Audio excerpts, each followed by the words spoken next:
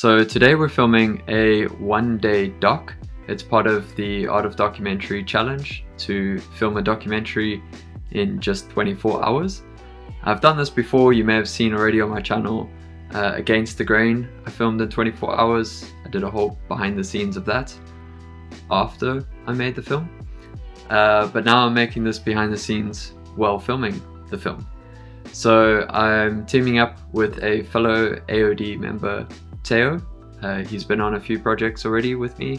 He's filmed some BTS for a longer form documentary that I've been making. And yeah, now this time we're filming a running documentary. It's kind of going to be a bit of a spec ad type thing as well. It's a spec documentary because I want to try get more into branded docs. So working together with brands and companies that are interested in having a story related to their brand and their marketing. And I think documentaries are a very effective way to do this, and I like shooting documentaries.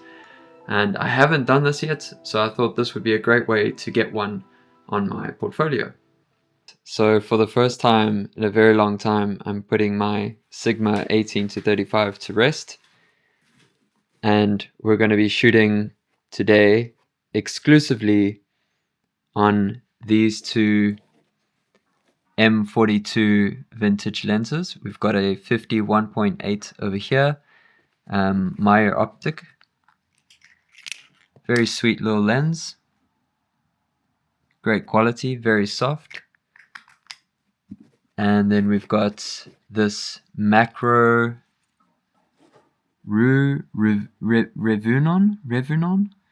It's a 24mm f4 and it shoots macro.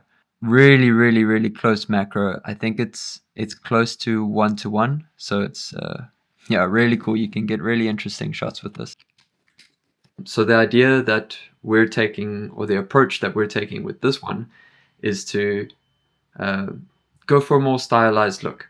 So we're shooting with these vintage lenses, and you'll see that the image you get from them are super soft, super interesting. There's lots of character in the bokeh, and having that macro 24mm, I think it's going to be really cool for getting some really interesting, close, characteristic shots. I just wanted to jump in real quick while I'm editing this video for you, and that's to let you know that while I do go through the process of making a documentary, the pre-production, the editing and the filming and all that, I don't go into a lot of detail, otherwise this video would be an hour long. So if you do want more in-depth detail advice and are curious to see how I do these things, please let me know in the comments what you'd be interested in. I would love to make those videos for you if that would be helpful and if that's what you're looking for. So let me know and enjoy the rest of the video. So we've just finished packing for the shoot. I've got my FX30 here and I've got a speed booster on here. This is so that I can use these full frame vintage lenses on there. So I'm going to get that sweet full frame look on my crop sensor FX30. I'm bringing my shotgun mic and I'm going to set it up on a boom. We're doing the interview today, so that's going to be great for getting good audio. I am going to bring my lav mic 1s for backup audio. I may even use the audio that comes with this camera, the wireless mic for that, because that's got 32-bit float. I've got V-mount battery, I've got extra NPF batteries. I'm probably not going to need all of it, to be honest, because yeah, we're just shooting one interview and a couple B-roll shots. I've got here my headphones for monitoring audio. These are really good headphones. They keep very neutral the sound, so you can hear everything quite well. And then I've got my audio pack over here. This has got my lavaliers and other sound stuff, stickies and Rycote things as well. And then Teo's got his camera. This is the A7 III. So this is going to be our B cam. This is of course full frame, so we don't need to use the speed booster adapter with that. He does have a 24-105, but we're probably not going to use that. We're just going to stick with the vintage lenses. And then he's got his rig as well for doing some handheld work. But yeah, so that's our camera kit.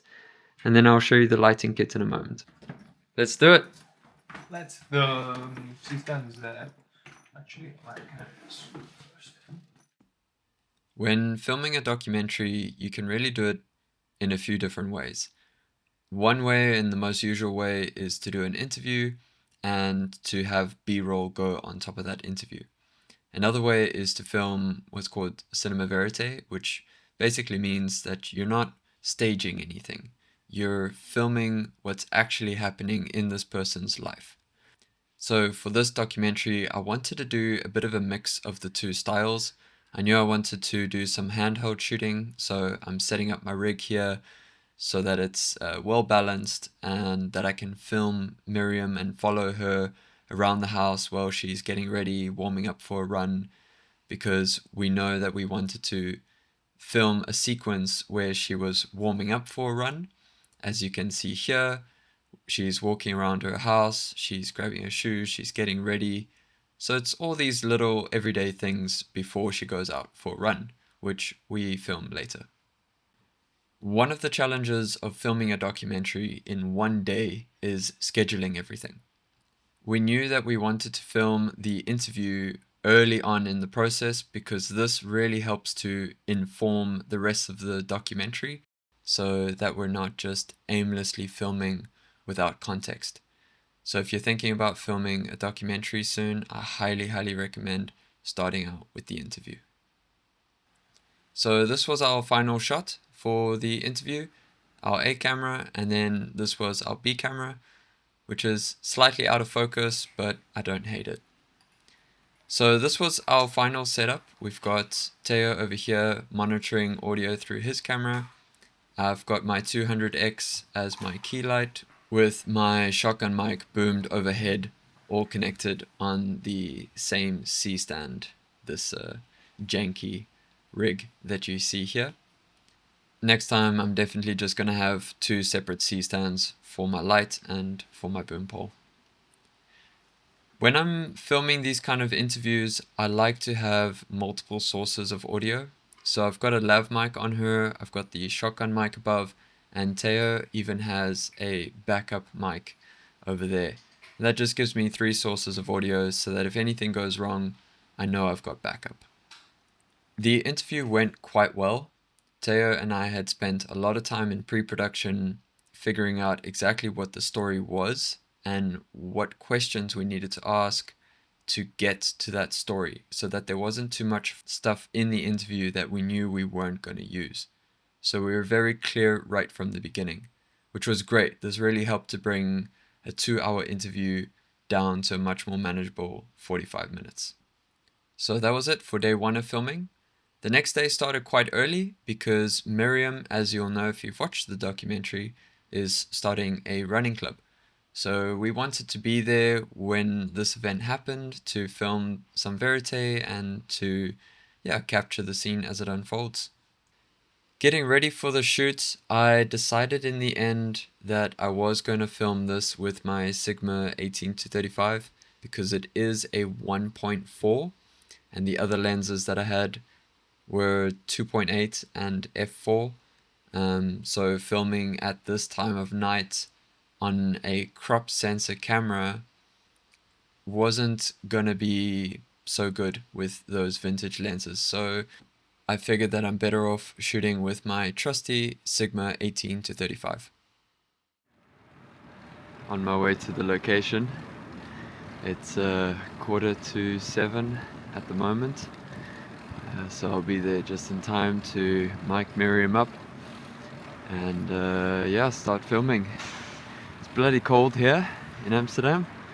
It's a beautiful misty morning though, so that's really cool. I think we're going to get some beautiful footage. Makes me feel a lot better about grabbing the 18-35 because the whole point, one of the whole points of using the vintage lenses was getting that haloing effect. you know, that glowing, beautiful, soft light. But yeah, if the morning stays as misty as it is now, then we'll get that effect anyway. I mean, look at that lighting in the background. That's awesome.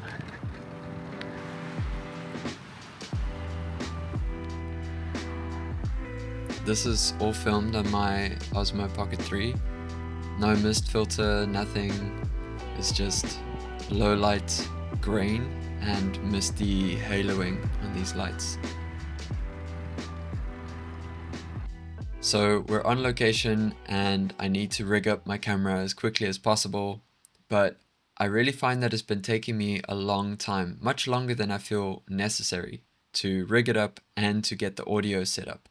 So I'm trying to think of a way to get this done much faster. Is there anyone who's not happy with being on camera? The documentary will probably go up on YouTube.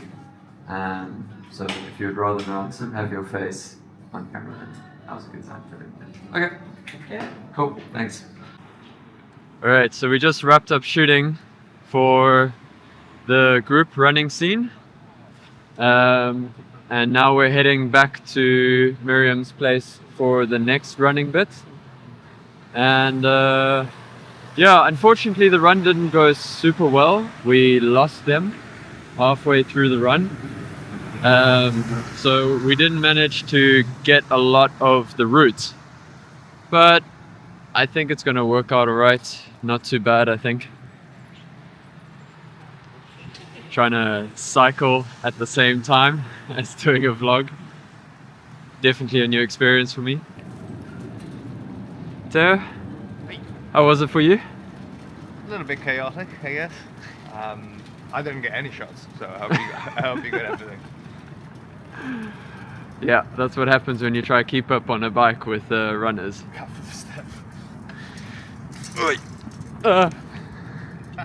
Didn't make it. Yeah, so we may have missed a few shots. We didn't get as much as we were hoping for, but I think because it's yeah, it's just going to be a short documentary, just a few minutes, like 3-4 minutes, something like that. Yeah, I'm not too worried about missing those shots. Most important thing is the interview, which we did yesterday. That went well, and the solo running that we're going to do now. Yeah, and hopefully the weather stays the way it is now. It just looks really nice and misty here. So yeah, hopefully it stays like that for the solo shoot, because that would be pretty awesome. So now I could really test without any distractions how long it takes me to fully rig up my camera, and even a few minutes just feels like way too long. So I'm going to look into getting one of those top loader shoulder sling bags, because then I can just pull out my fully rigged camera and then it's done in a matter of seconds. So if you have any recommendations for me, please feel free to let me know. This just gave me a composition idea. Miriam, can we do the run over the bridge again? We had a lot of fun filming this documentary, riding around on bikes, filming Miriam. I definitely think that some of the footage could have worked out a bit better if I had a gimbal, but in this situation I've just got my handheld rig, so trying to keep it as smooth as possible, and I think it worked out well enough. So that was it for filming, of course. We did that all within 24 hours, and then it was time to edit. The way we approached this edit was to read through the script that we had prepared and go through the interview and just grab all the bits, make notes of which parts we liked, what sound bites were good, and what actually worked with the story. One of the great features in DaVinci is transcription, so we could just transcribe the whole audio, and this actually made it a whole lot easier to edit. So we could search for certain words and really find exactly what we were looking for. The next step was to edit scenes. So for each moment, we put on separate timelines each scene, and we just cut that down to the absolute basics, getting the shots that we wanted to use that helped to propel the story forward. And then once we had the individual scenes on separate timelines, we would put them together onto one master timeline, which of course has the entire documentary on it. And of course, once we finished compiling the documentary, it was time to color grade. I'm not a professional colorist, so forgive me if you see anything here that you think is just ridiculous, but I've got a workflow, I've learned a bit, and it works for me. But yeah, so this is really where having two monitors works so well for me. I've got this big widescreen display above where I put all my dials and controls, where I can see everything very clearly. And then my Dell XPS 17 has a pretty good screen for color accuracy. So I use that as my playback so I can see exactly what I'm doing. If you look closely, you can see that the two monitors don't exactly match in the colors and contrast. So yeah, really good to have a monitor that is color accurate. This is just going to help to make everything look correct. If you would like a more detailed breakdown of how I do my editing workflow and my color grading, let me know. I'd love to make that kind of video for you in the future. And this is my current setup, how I've got my top loader bag. My whole rig fits in there. I've got some padding around it because it's not a camera bag, so it's not very safe. So I'm definitely going to need a more permanent solution. But for now this works. Now my rig is ready to go in a matter of seconds. Alright guys, so that's it for today's video. Thank you for watching through to the end. If you have any questions or feel like I've missed anything out, please feel free to let me know. In the meantime, definitely go check out the documentary. You can watch it right here. Alright guys, have a good one.